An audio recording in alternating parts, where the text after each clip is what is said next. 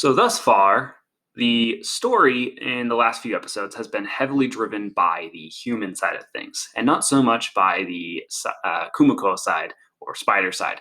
The spider side feels a lot more like it is a survival show compared to the human side, which feels a lot more like a standard isekai and has a lot of those isekai elements.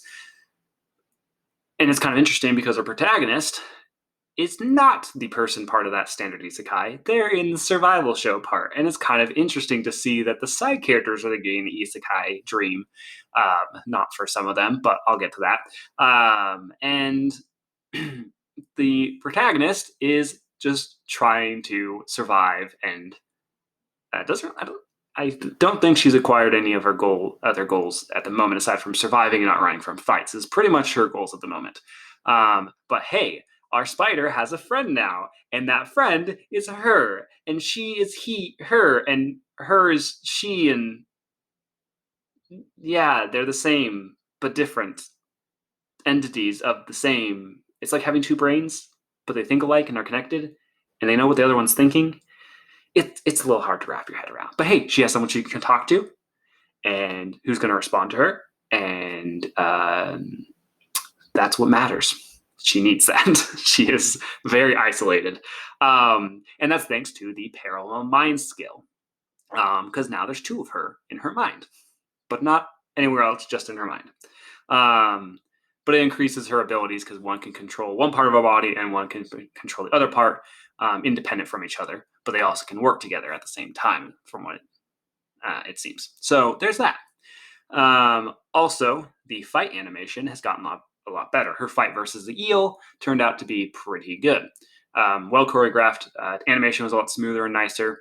And I think it's because of the lava area that she's in that the CGI looks a lot better with the backgrounds and everything, because everything has that same tinted redness to it. I'd like to think otherwise, but I think that's what's causing it.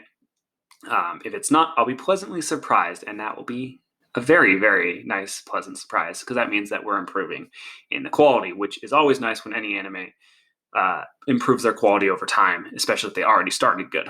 Outside of that, we also got her evolved form, which is the evolved form that you see in the outro, which, if you cared, now you know. And it was not very climactic. Evolution-wise, the fight was. The evolution was not. What's interesting, though, is this episode, half of it was focused on the hero and his party. Almost half of it, at least. It was heavily focused on the hero and his party, which is interesting because we have not seen this character before. We have heard about them, but not seen them. And so we get to learn a bit about him. And they're hunting a spider. And they teased us heavily on this, make you think, hey, he's hunting a spider. It's got to be our little Kumiko. She's gonna get hunted, whatever. However, you find out that it's another spider, a variant spider called Nightmare variant, I think is what it's called. And then we also meet the Demon Lord in this episode as well, and she has, from what is implied, she has a connection to this Nightmare spider variant, and that's what the spider was cowering in. If you didn't catch that, that's what it seemed to be. And yeah, so the interesting thing about this is the first spider outside of Kumiko that we've heard be able to communicate or talk to some degree. And so it shows that Kumiko isn't the only one spider monster who has some form of individual intelligence.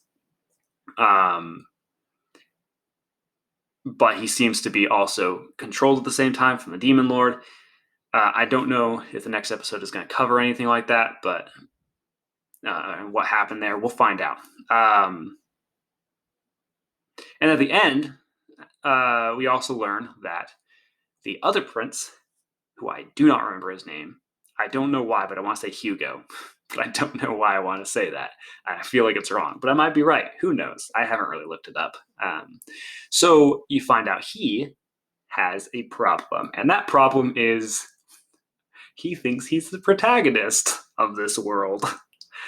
And he's all butthurt because he didn't get a shine. sucks to be him. This world was made for him, apparently.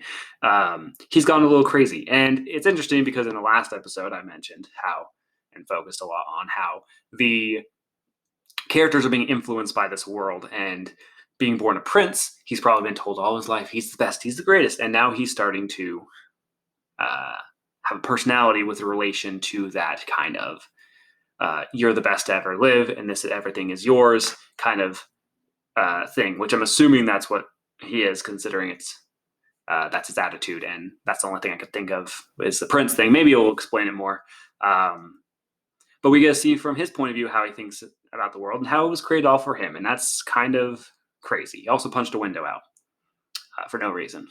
Don't know why he did that. They're at school, but whatever. So yeah, not a whole lot happened outside of that. Nothing super interesting outside of that. I mean, we also did learn from her fight that the other monsters she fights can also gain skill in the middle of battle, just like she does. So she's not necessarily special in that way. And yeah, so I mean, not like it helped the other one too much. He still lost, but you learn that other monsters can gain skills. So yeah, I think that's pretty much it. There's not really much else to say. But yeah, so thanks for watching.